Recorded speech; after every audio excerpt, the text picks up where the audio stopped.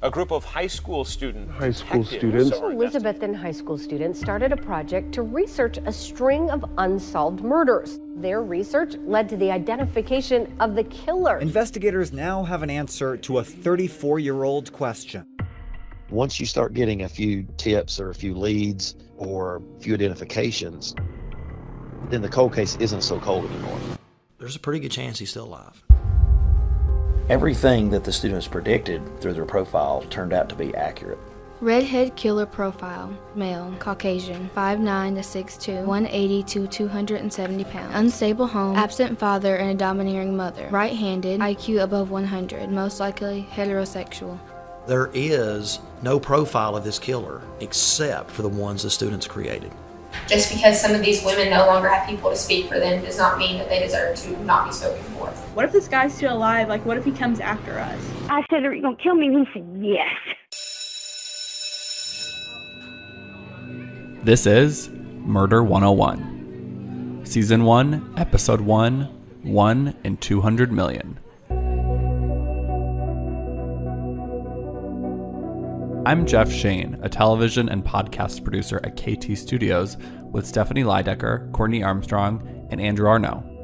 In 2020, I came across a story about a group of high school students who set out to investigate a series of unsolved murders in their community. It was an incredible story that here at KT Studios we felt needed to be explored further. Good afternoon, ladies and gentlemen. It is my privilege and honor to welcome you to our press conference. I'm a part of Mr. Campbell's sociology class. Many of you today are asking the same question. Why are we here? It starts 37 years ago when a man murdered an unknown woman and laid her body beside an interstate. 4 years later, 5 more women shared the same fate. Those women would be found along interstates and highways across multiple states. The cases became cold till a few people asked, why hasn't the murderer been identified?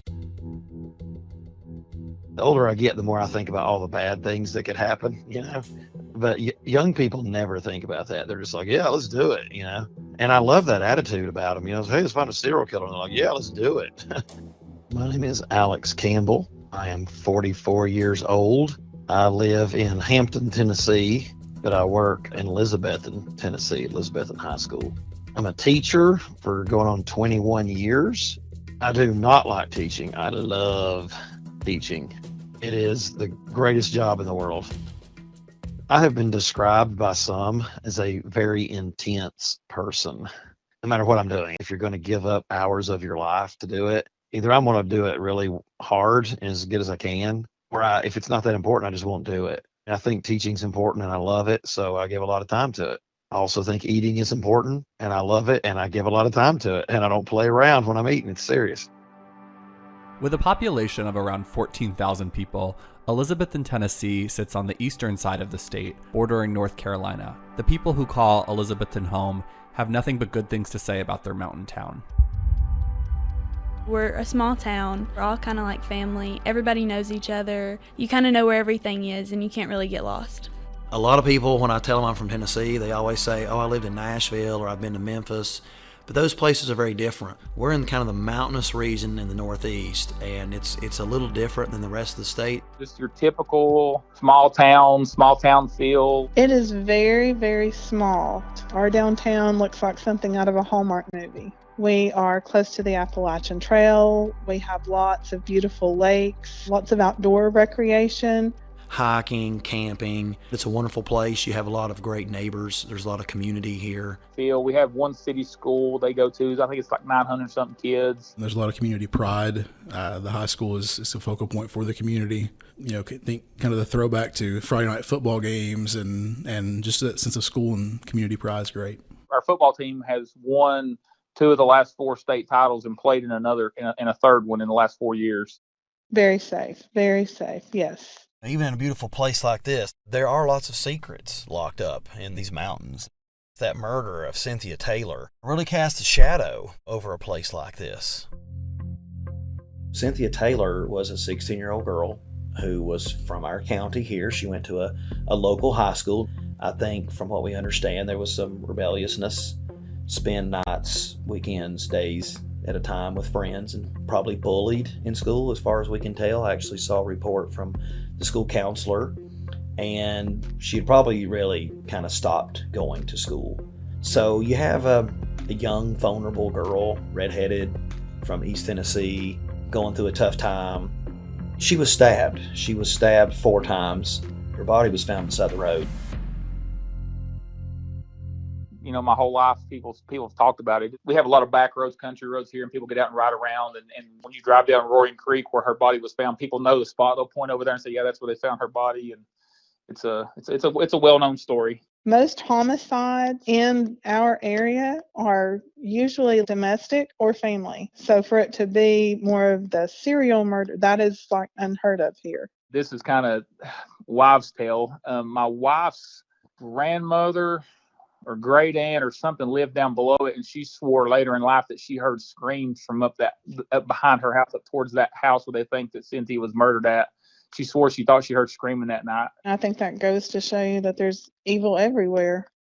I found out that a redheaded girl being killed in the 80s beside a road in Tennessee was not uncommon. I kept noticing these redhead murders and all the unsolved murders and Jane Does. I didn't really understand how just this one unsolved murder would actually lead to so much more ugliness here in my state and in surrounding states. Her murder was just one in a string of killings later known as the Redhead Murders. The Red-Headed Murders. Redhead murders, a string of similar-looking women dumped along the sides of major interstates. Half a dozen red-headed women dumped along the sides of interstates across the country in the 1980s. There had never been any consensus on if all of these murders were related or if just many redheaded women over a 10-year period were found in and around Tennessee, and it was because of different killers, what they call one-off murders. So I just really became intrigued by it, and I felt like that the next semester, that would be the project that maybe we could work on. But for the last several years, I've been a true crime fan. I blame that on my wife. She really got me into the genre and 48 Hours and Dateline and all that, and I've really, really liked it. And I just noticed that in my sociology class, if we ever talked about, serial killer or, psychopaths, like students just were mesmerized. They just paid more attention and they were so interested and they wanted to learn. And of course, true crime's like the second biggest genre in America or something. And so it attracts a lot of people. And you know what? They're not going to work hard if they're not invested. I was a freshman at the time in high school, and I was still very new. I was very shy. I didn't have a lot of experience doing much of anything. Lane Leonard was just a freshman when he joined Mr. Campbell's sociology class. All I knew was I was going to sign up for a sociology class, and my mom told me that sociology was fun for her in college and that I should try in high school. Junior Will Bowers was an outgoing jock who took the class on a whim. I was 17. Technically, the class was a sociology class.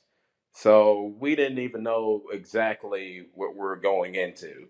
And at first, I thought he had came up with a scenario, made all the details up.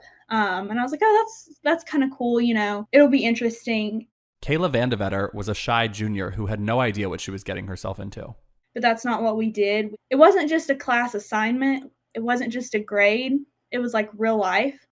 What I had been using in my sociology class for several years was profiling, because that really fits in with my standards about, why people are the way they are, how are they socialized, those type of things. And so I thought, I can do that unit on, serial killers and that type thing, profiling. And maybe we could bring that in and we could look to see if any of these murders are related, because I knew enough to know that if you have the same signature, then you probably have the same killer. And if you look online, there was probably around 13 murders that people try to link to these redhead murders. And there's a lot of differences in some of them. So I felt like we could just take the 13 and we could go through them and the students could learn about profiling and they could figure out if they saw a link in any of the 13. That's where we started. We never really done anything like this in the class. So we just had to be creative. with our doc process. And Mr. Campbell, he kind of directed us to where we need to be, kind of where our focuses need to be. It was kind of intimidating because, like these are real people. There's still families out there who these victims belong to. What if this guy's still alive? Like, what if he comes after us? But I think Mr. Campbell did a great job of leading us and guiding us in a way that made it not intimidating. This type of teaching is called project-based learning, where you learn through the project. And the most important part or day of project-based learning is the introductory day, when you introduce the project. Because if it's not interesting, then the students are not interested the entire time. So you really want to have a good way to kind of hook the students into it, make them excited or understand the importance or intrigued or whatever it is. And the question to them was, how do you find one person out of 200 million? And they just kind of stared at me blankly for a while. We sit there the first day, and Mr. Campbell has up on the board this big number, and he basically asked us the question, like, out of all this big number of people, would you guys be willing to help some other people? I said, okay, so if you have a population of 200 million and it's a male, then you can automatically exclude about half the population. Now you have it down to 100 million. And they were like, oh, okay. So I said, look, I'm going to test you. I have this really cool thing that I want to do with a serial killer. But I said, I don't know if this is a class to do it. Kids love it when you give them a good challenge. I got to make sure you guys are the right students to do this, because this is hard work. And they're like, yeah, let us try. So I said, if you can give me 20 different ways that you could narrow this 200 million down to one, then maybe you're the class to work on this. So I gave them, I don't know, I forget, it's like 30 minutes, and they worked in groups, and they just brainstormed all the different ways, age, race, height, hair color, all these different ways you can exclude people. And I think I was writing them on the board, and I think they got down to about 19, and man, the bell was about ready to ring. We had about 30 seconds. And by the way, teenagers, they know when the bell's going to ring. They got that timed out. And so I was like, oh, we've only got 19. If we don't get one more in the next, little bit, like maybe you're not the class. And I remember one student was like, they were all racking their brains so hard. And one of them finally said, another way. And I was like, oh, and then the bell rang, right? And I was like, okay, well, we got 20. Maybe this is a, critical thinking class that can handle this. And I told them, I said, don't come back tomorrow if you're not ready to work on this. I said, this is going to be the hardest class you've ever had. And if you don't want to do the work and you don't want to work on this really hard, then go down there to the principal or whoever, and you tell them you want to change your class. Because if you don't want to work hard, this is not the class for you. And believe it or not, every student came back the next day and we got to work.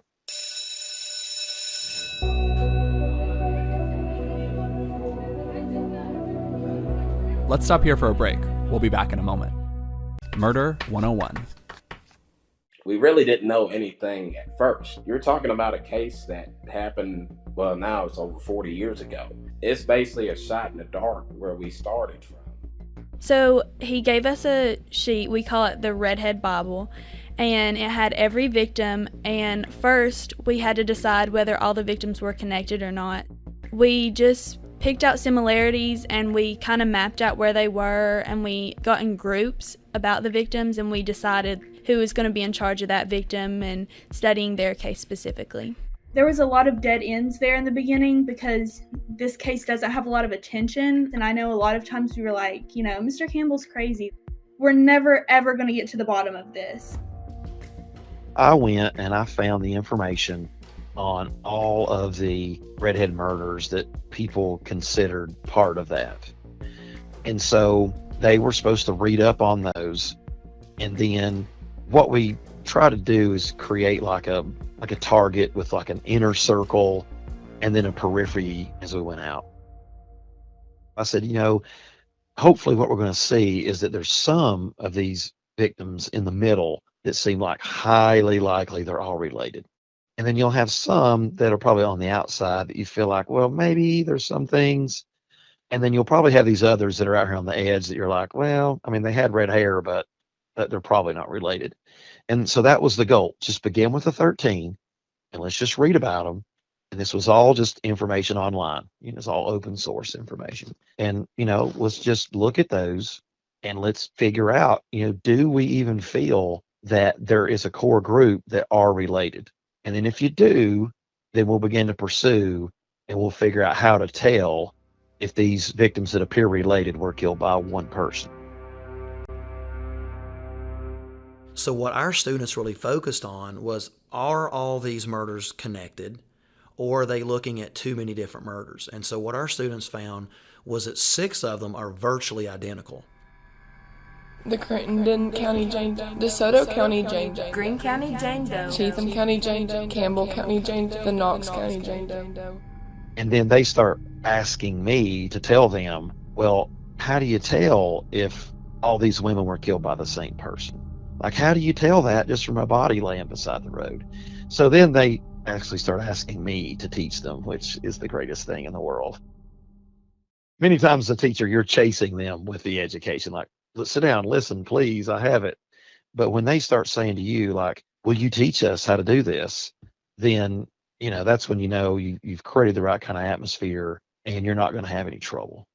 So we started basically with just talking about the different aspects of like a murder and how police officers and the FBI find killers with modus operandi and signature and what it means to build a profile. It was a mixture of working in the period, and then sometimes we would have to do just outside homework because every day was different. So one day we would work on the profile, or another day we would look at serial killers, like throughout that. But every day was different. We didn't know exactly what we were going into, and that's just kind of how Mr. Campbell is. He loves to just make every day a different experience. We continuously researched like famous serial killers and all these other things, which for a sociology class, again, I was not expecting whatsoever. They didn't know they were begging me to teach them, but they said things like, Mr. Campbell, how do we know if this killer was a man or a woman? And I was like, oh, you want me to teach you? And they're like, yes, please. And so, we would get into our sociology. How do we know if this person was intelligent or not? Well, we can get into our psychology and our sociology. Why would they only kill women and not kill women and men? Okay, we can get into our socialization. So it was really neat because I felt like I had created this atmosphere where the students realized they did not know what they needed to know. And so they kept asking me to teach them just like another thing that would help get them a little further down the road. And instead of me kind of having it pre-planned, like I will talk about this today and this tomorrow and this the second Tuesday from now, it was more like, okay, let's see where the kids are at. Let's see what help they need. Let's see what I'm supposed to be teaching as part of my standards. And then let's see what I can teach them that will give them that piece of information that they need. Some days we read up on the different victims. I did give a victim to each different group. We worked on things like profiling and socialization. We worked on, what are you supposed to get from a home life? What do you learn from your parents? Why is that a socializing agent, the most important socializing agent in society?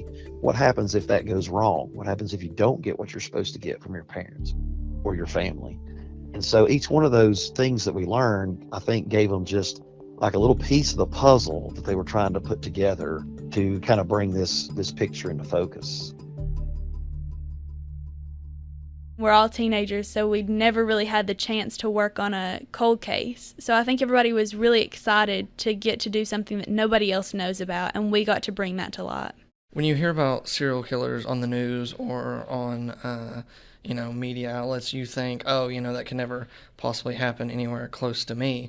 But once it does happen close to you, it almost, kind of wakes you up and makes it all seem more real. We didn't have a lot of information going on about this at all. This was all reported back in the 1980s, and not a lot of work had been done on it since. So a lot of the information was very few and far between. But whenever we were researching it, we were just looking up anything that related to the case. The only thing we could use was what is known as victimology, because all we had was information about the victims. We didn't have any suspects or anything like that. So we just had to look at the victims and say, what can we tell about the suspect from the victims. And one of the things, that we noticed is they have reddish hair at the time of their murder. So that was one, but of course that wasn't a huge help because these are called the redhead murders for a reason. All of them had red hair. So you start to look a little deeper. They were all white females. They were all between the age of, say, 20 and 40. They were all relatively small, those type of things. An MO is the way that a killer kills. It's called modus operandi, and it's how he operates. That's how I remember it. His signature is what he does to make the crimes his. So something that he leaves behind, or a specific way that he does something, why he does it. When we were looking at these women and their cases, we were trying to find similarities between them. So we talked about how they had red hair, or one of them had brown hair with red highlights. We talked about how they were killed. Some of them, the medical examiner couldn't find a cause of death. So we assumed that they were strangled or suffocated. Some of them were too decomposed to even think about how they were killed. So they started looking, where were they found? What state was their body found in? How were they murdered? Those type of things. So by the time you look at all these different aspects, those were the things that kept coming back, that they were very similar. For example, there's some people that are sometimes mentioned in the redhead murders that were abducted from their home. Well, that's an outlier, that, just one person was abducted from their home. We didn't see that with a lot of these others. One was an African-American boy who had reddish hair, but, different race, and it was a boy, so probably didn't fit, and the age was off. In one case, we had two victims in the same county that were found close to each other, but one was a child and one was an adult. So we began to look and say, are most of them who were killed children, or are they adults? So the child was the outlier. So the students had to go through and look at all those aspects, and a lot of that was found online. And so they had to dig that information out and say, which ones appear to be all the same or similar, or the person who killed them would have to be similar, for example. And so that's how they came upon those 6.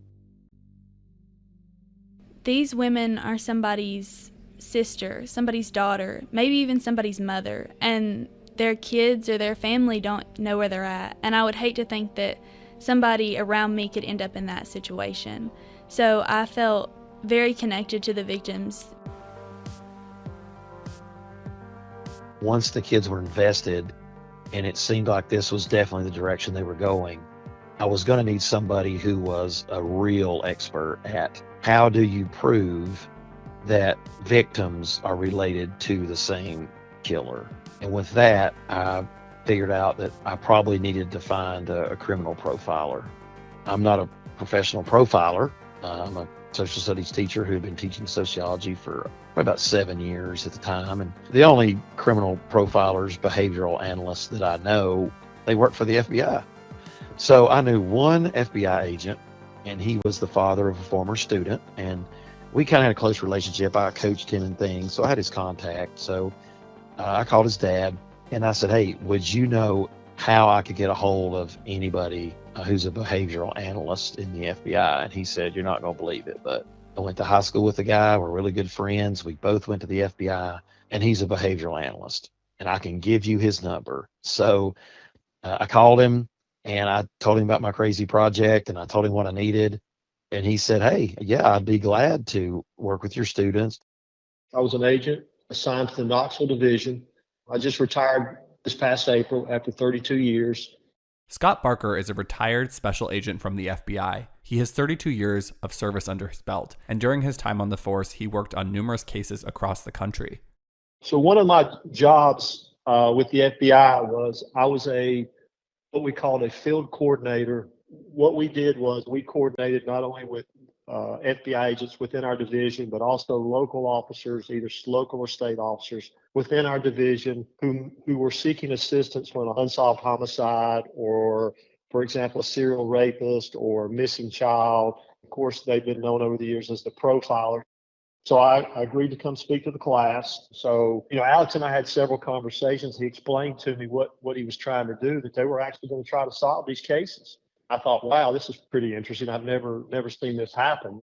he was actually willing to drive about 3 hours one way to come up and speak to the students. And he told us that we needed 4 things. And if we could prove that each of these victims had these 4 things, then it would prove that they were related back to one person.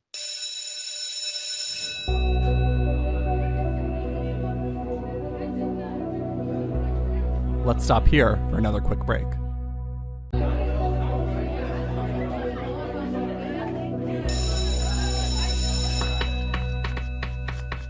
Murder 101. So the first thing is we wanted to establish an MO for the killer. And then we wanted to look at geography to see if they were linked by geography.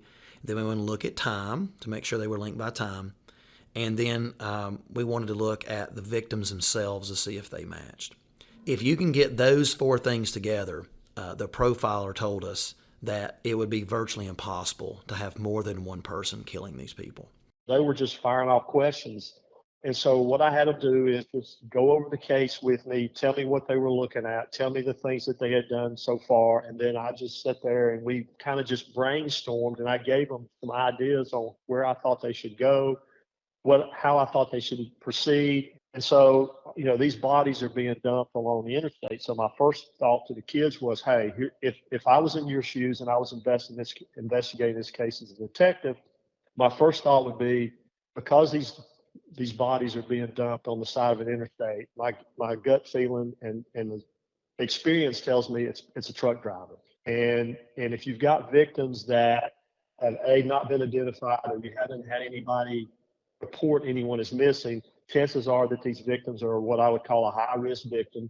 Either A, they've run away from home, or B, and could be both, run away and or B, they're involved in prostitution, possibly in a truck stop, and it's a crime of opportunity. He may meet a hitchhiker, he may meet a girl at a truck stop or a rest stop, picks her up, kills her, and then dumps her body on the side of the road. Because it doesn't seem to be like that it's really planned out to try to hide the bodies.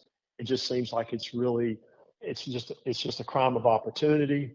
Chances are whoever's doing this probably either has a girlfriend or ex-girlfriend that was redheaded, an ex-wife or wife that was redheaded, or a mother that was redheaded, because there's just some reason why he's picking out redheaded girls. And so we just sat there for about an hour and a half or so and just brainstormed about where I thought they should look. Scott Barker had an important suggestion for the class. Getting a profile on the victim is going to help you along the way, because if you determine that if you just say, hey, she's a victim, and you don't know anything about her background, then you don't know where to start looking. So if you find out she's A, a runaway, or B, she's been working as a prostitute in truck stops, I think that's a clue that, hey, here's where we need to go with this. Then we can maybe once you identify the victim, go interview the victim's family, find out where she was, what she was doing.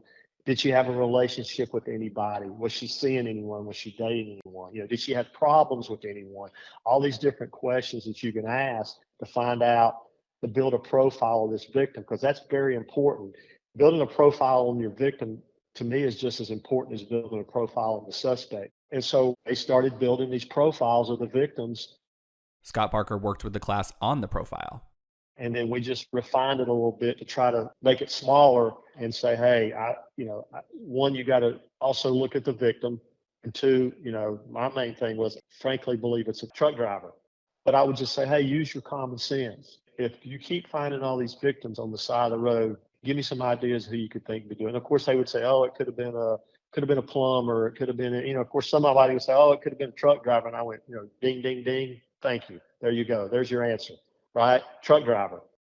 But they were coming up with all these different answers. And I'm thinking, well, they really had thought about this. I mean, they are really trying hard to come up with a profile. They're thinking, hey, it's got to be somebody that's attracted to redheaded women, for example. And I said, no, it may be somebody that hates redheaded women, right? And that's why he's killing these women. It's not because he's probably attracted to them. It might be because he hates them for some reason. I.e., it could be ex-wife, ex-girlfriend, mother. They were coming up with all kind of things, and I kept saying, no, you got to refine it a little bit. Try to narrow the focus a little bit. We started to talk about how we wanted to do this profile, because first we had to understand the person that we're looking for as a serial killer. Student Will Bowers describes the process of creating the profile. We looked at how the murders were placed. So we looked at from I-75 and I-40, that was where most of the murders were just offset of those two interstates. So we knew it had to be somebody that could drive in between those areas or work between those areas. So we knew it had to be a truck driver. And then once we kind of knew that, we started to roll off ideas of we could say that this person's Caucasian because most people that live in that specific areas are Caucasian, and the murders are around basically the northeast Tennessee side of things as you go on to I-40. So we kind of took that and we just kept on going and rolling with our profile. We understood it was a male because most of the murders were strangles. We kind of understood that most males usually are kind of in that dominant killing where they use their hands more. So we kept going and we kept on adding and kept on adding. And by the time we got done, it was about a 20-ish page profile. We had in our profile discovered that we thought that the serial killer could have been a trucker because of the great distances between where the victims' bodies were found, even though they shared the similarities of a similar killer. Student Lane Leonard remembers a pivotal moment in the class's investigation. One of my classmates, Will Bowers, he discovered that there was like a trucking regulation that had been like passed in the 1980s, like right before the killings had started, that like deregulated some of like the privacy laws of truckers. It was a law that would have deregulated trucking to where a trucker would have the privacy they need to potentially carry out these crimes. And that was a huge find because that gave our theory of that the serial killer was a trucker more high, like more ground to stand on because of the fact that they weren't monitored as heavily as they were in the decade prior. He just found that on a whim. Like he was researching and we were all just like in class on our own, like doing our own research. And then he just raised his hand and was like, I found this. And Mr. Campbell walked over and I just saw his eyes get wide and he was like, that's amazing. That's perfect. The Motor Carrier Act of 1980 deregulated trucking. The act substantially reduced government control of the industry, making it easier for new carriers to enter the industry, eliminating certain restrictions placed on regulated carriers, and encouraging greater price competition among carriers. For our purposes, though, it's significant because it gave truckers more autonomy over what information they reported, meaning their routes and schedules were less monitored. Scott Barker left the class feeling impressed. And so when I went into class, they were just on pins and needles. They had lists of questions to ask me. Each student had things written out. I probably could have stayed 2 days and still be talking because they just kept asking questions over and over and over again. So I thought, man, they're really into it. I'd never seen anything like that happen before. I'd never seen a class do this before. And I talked to, over my career, I spoke to many classes about the Bureau or even to classes about BAU because they were always interested after watching Criminal Minds. And I'd never had a class that was doing this type of project. And I really was. I was amazed. So what now? Once they had the profile, then I had another problem. I couldn't grade it because I'm not a profile grader. I needed somebody who knew something about criminal profiling, who creates criminal profiles. So I reached back out to the FBI behavior analyst and I said, would you help me grade this if the students create it? And he said, sure, I'll take a look at it. So the students worked really hard and they created a profile and it had 17 characteristics of this killer. We broke up into groups and each group had a different part they were working on. Age of the killer, race of the killer, religious affiliation of the killer, all these different parts. So they worked on those. And when they submitted it to me, we put it into a one document. I said, are you ready for me to give it to the profiler? Because he's going to grade it. And if he says this is terrible work, I guess we're all going to fail. And they're like, no, we feel good. Redhead killer profile. The sex is male, Caucasian. Date of birth no longer than 1962, no later than 1936. Height is 5'9" to 6'2", a weight of 180 to 270 pounds. The killer lives or works around Interstate 40 Knoxville, Tennessee region. We believe that the occupation is a trucker. Personal relationships are possible, especially long-term. The relative location of the residence is around the Knoxville or Nashville area. The kind of vehicle he uses is an 18-wheeled semi or commercial cargo transport. His religion could be possibly Christian. The physical wounds found on the victims are defensive wounds, which could also be on the killer. His history could be an unstable home, absent father, and a domineering mother. He is most likely right-handed and an IQ above 100. His sexuality is most likely heterosexual. He has possible solicitation in his criminal history. The build of the killer could be thick or stocky, and mental health, there is no history in the case.